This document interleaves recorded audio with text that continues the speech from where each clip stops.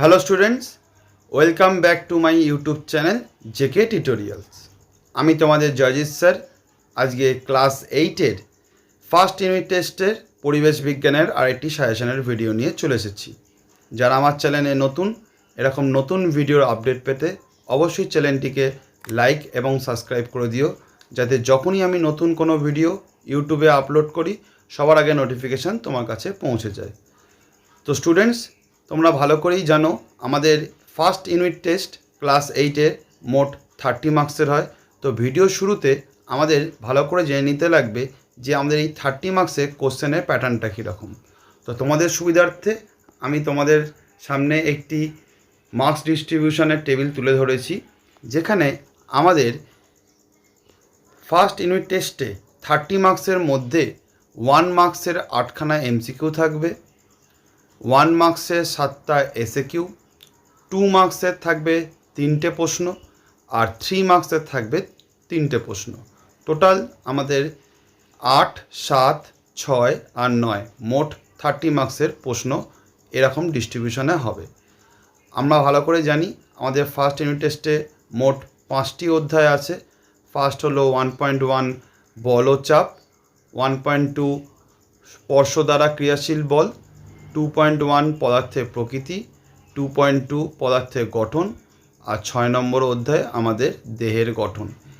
এর আগে আমি তোমাদের 1.1, 1.2 আর চ্যাপ্টার 6 এই 3টে অধ্যায়ের উপর যে প্রশ্নগুলি খুবই গুরুত্বপূর্ণ সেটা নিয়ে ডিটেলস অ্যানালাইজ করে দিয়েছি। যারা আগের ভিডিওগুলি দেখোনি তাদের বলবো তোমরা ইউটিউবে আমার প্লেলিস্টে ক্লাস 8-এর প্লেলিস্ট বানানো আছে, তোমরা সেখানে গিয়ে সেই ভিডিওগুলো আগে দেখে নিও।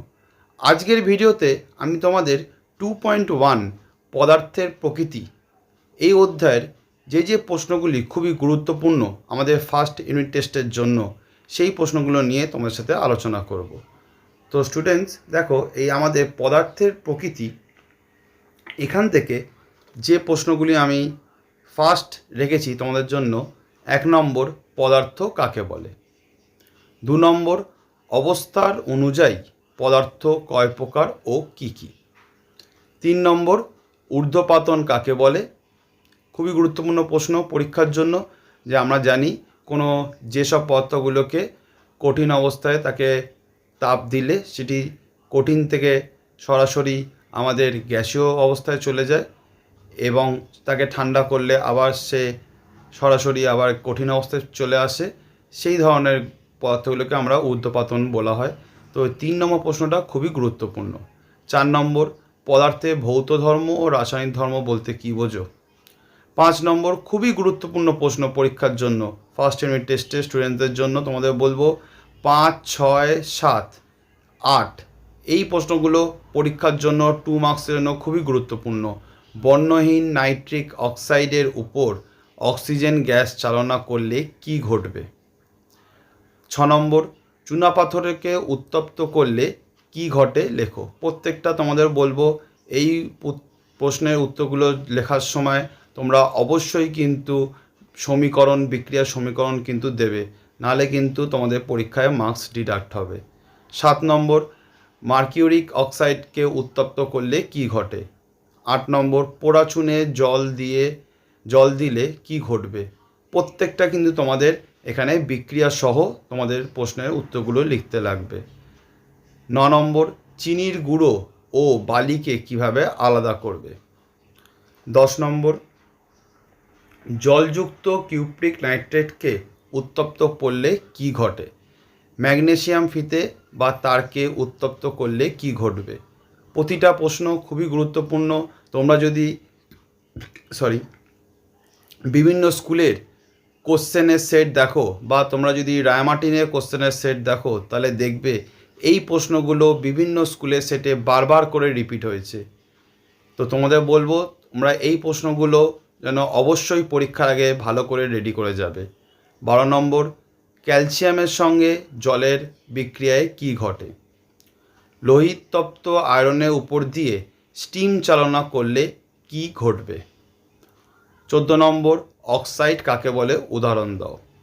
15 নম্বর, দেখো তোমাদের বইতে তোমরা দেখবে এরকম টাইপের কিছু প্রশ্ন তোমাদের দেওয়া থাকে, কলম এ কলম বি, এখানে কলম এর সাথে কলম বি ম্যাচ করতে লাগবে। এই প্রশ্নটা খুবই গুরুত্বপূর্ণ পরীক্ষায়, তোমাদের হয়তো এতগুলো থাকবে না, যে কোনো 3-4টি দিয়ে দেবে। তো তোমরা এরকম প্যাটার্নের প্রশ্ন কিন্তু অবশ্যই পরীক্ষার আগে প্র্যাকটিস করে যাবে। 16 নম্বর আমাদের আম্লিক অক্সাইড ও ক্ষারীয় অক্সাইড কাকে বলে, উদাহরণ দাও।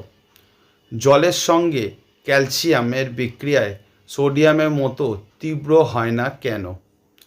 উভয়ধর্মী অক্সাইড ও প্রশমন অক্সাইড কাকে বলে, উদাহরণ দাও। দেখো স্টুডেন্টস, তোমাদের এখানে এই সংজ্ঞা দাও বা কাকে বলে এই প্রশ্নটা দিয়েছি।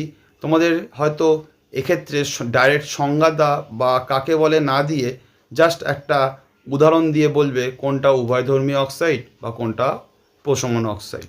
তো তোমাদের উদাহরণগুলো কিন্তু খুব ভালো করে গুরুত্ব সহকারে কিন্তু পরীক্ষার আগে ভালো করে দেখে যেতে লাগবে। নেক্সট হলো কপার সালফেটের দ্রবণে একটি লোহার পেরেককে ডুবিয়ে রাখলে কি ঘটবে।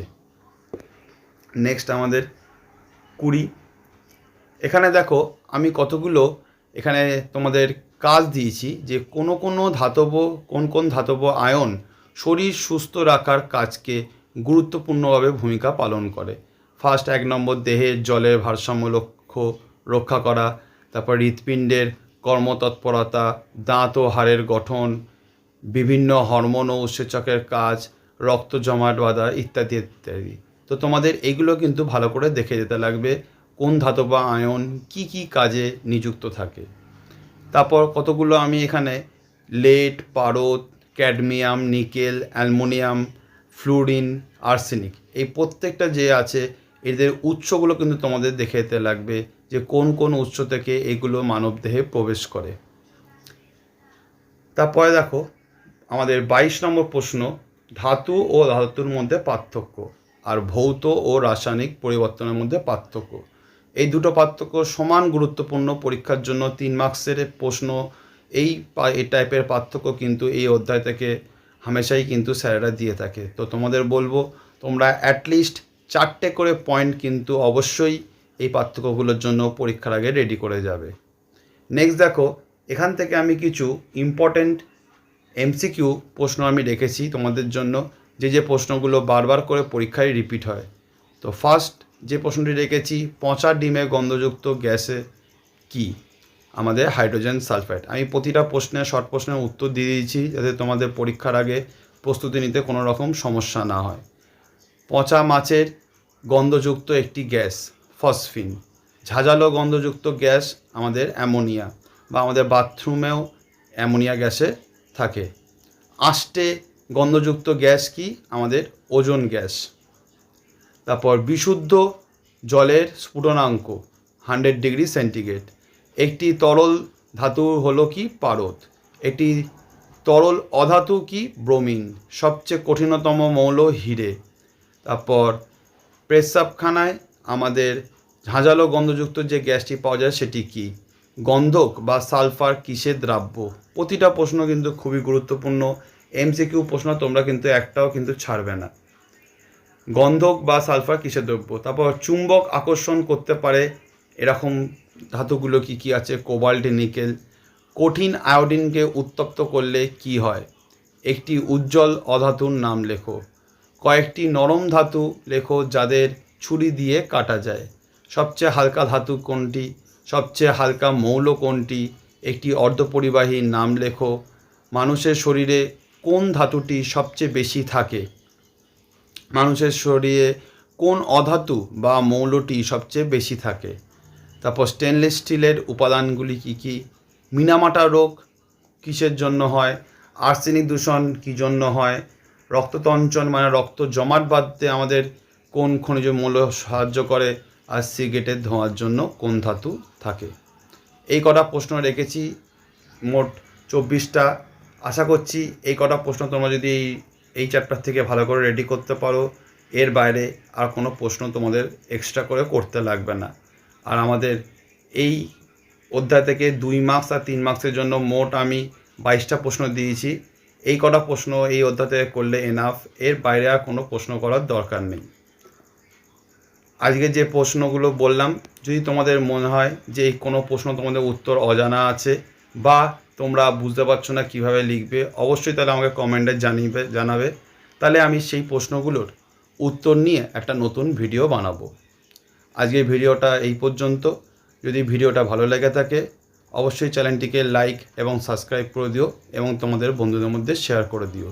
আর যদি তোমরা এই ভিডিওর পিডিএফটা ডাউনলোড করতে চাও তাহলে আমি এই ভিডিওর ডেসক্রিপশান বক্সে আমি আমার টেলিগ্রাম চ্যানেল বা হোয়াটসঅ্যাপ চ্যানেলের লিঙ্কটি দিয়ে দেবো। তোমরা সেই গ্রুপে সরাসরি যুক্ত হয়ে পিডিএফটা ডাউনলোড করে নিতে